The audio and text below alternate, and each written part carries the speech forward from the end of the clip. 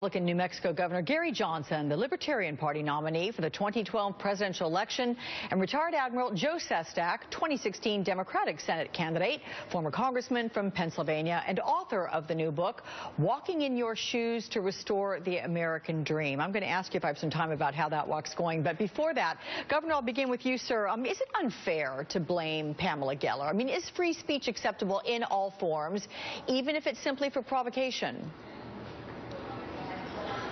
Yeah, free speech is, that's what this country is founded on. And Alex, great to be with you. And Congressman, I've been a fan from afar. It's terrific to be on with you also. Thank you, Gary. All right, so you're saying it's okay. Admiral, your take on that, sir? I think she has the absolute right to say whatever she wants. I spent 31 years in the Navy protecting her right to say what it is. But that was hate speech, I believe.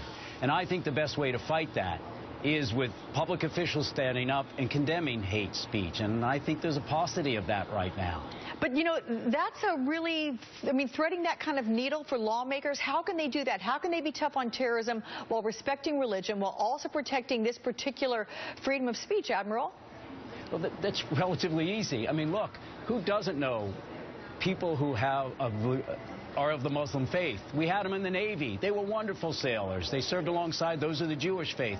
Take my religion, Catholicism. We actually get the Angelus, praying 5 times a day, and a rosary beads from them. No, they can see that this is absolutely hate. There's no other purpose. And this person has a lineage of that, has the right to do it. But that is where we stand up as public officials and condemn hate speech with our speech that shows the other side. All right. Governor, when you look at the cast of candidates who are emerging for 2016, are these the people best suited to confront a growing homegrown terror threat? I don't believe so. I really believe that it's going to be status quo. I think the world's going to end up to be a less safe place, and I'm basing that on all the candidates. Take Chris Christie, for example. Right out of the chute, he says, make no mistake about it, I'm the hawk in the race. So what does that mean? For certain, we're going to continue to drop bombs. For certain, we're going to continue our drone operations. For certain, we're going to continue to kill a lot of innocent people that I think makes the world less safe than more safe. And ISIS, look, ISIS exists because of the vacuum that we created. We want to spend another 10 years going after ISIS. The day we leave, there'll be a new ISIS. Admiral, Hillary Clinton obviously has extensive foreign policy experience following her tenure at the State Department, but have elements of that experience crossed the line into a liability? And I do want to note that you have close ties to the Clintons.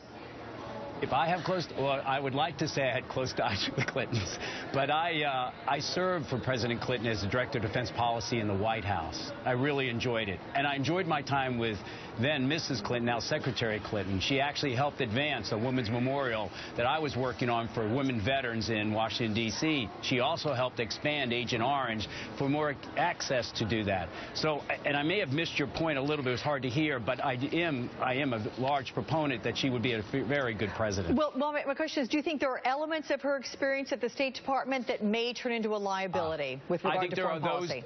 I think without a question, people are going to try to turn certain things like Benghazi into it, but that's what accountability is about. She went out there, she did her job, and people should feel free to say, I didn't agree with that.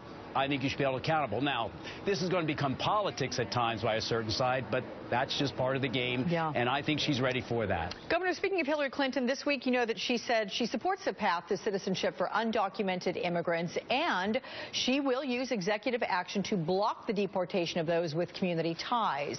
How do you see this playing out? Well, I think it's positive. I think Congress should act similarly. Look, we should make it as easy as possible for somebody that wants to come into this country and work to be able to get a work visa. I'm not talking about citizenship. I'm not talking about a green card. Just make it easy to get a work visa. A work visa would entail a background check and a Social Security card so that applicable taxes would get paid. Let's start with the premise that immigration is a good And Hillary says positive things when it comes to immigration. President Obama is taking executive action that I happen to agree with, but of course executive action is executive action. It can be overturned. Congress needs to act. Admiral, my colleague Chuck Todd suggested that the campaign decided to make the immigration statements to try to drown out all the negative news on the Clinton Foundation money. You just said we're talking about politics. So is this politics? I mean, do you buy that? Well, I think a lot of things that happen in politics are for political reasons. I would hope not in this case. I think the governor, again, is right. This is something that really we enrich ourselves with immigration, and now we've gone about 15 years doing nothing. I'm glad she came out and did it. I'll have to let you be the judge if it's political reasons, though. You know, Governor, a bit earlier in the week, Bill Clinton spoke with NBC News and rationalized the money that he earns from speeches that he gives. Let's take a listen to that. She's now running for president. Will you continue to give speeches? Oh, yeah. I got to pay our bills. I also give a lot of it to the foundation every year. You know, we got a lot to do. The Clintons are still trying to give an appearance that they're just average people, but how long might this situation dog her? Well, I think from an entrepreneurial standpoint, the Clintons have taken politics to a new level. And, hey, no, I have no issue with that whatsoever. I just find it interesting that Hillary is going to take on the 1% when she's a member of the 1%. All right, Admiral, I do have a little bit more time, so I want to ask you about the walk that you've done across the state of Pennsylvania. Is that done? Have you wrapped it up?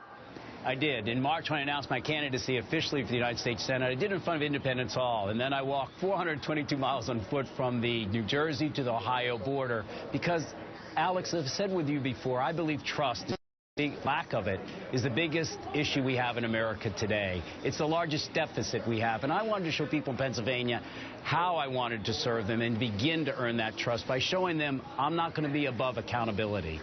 All right. Well, Admiral Joe Sestak and Senate candidate, thank you so much. Governor Gary Johnson, thank you so much. Good to see you both. It's great to be with you, Alex. Alex, great to be with you. And thank same you. with you, Governor.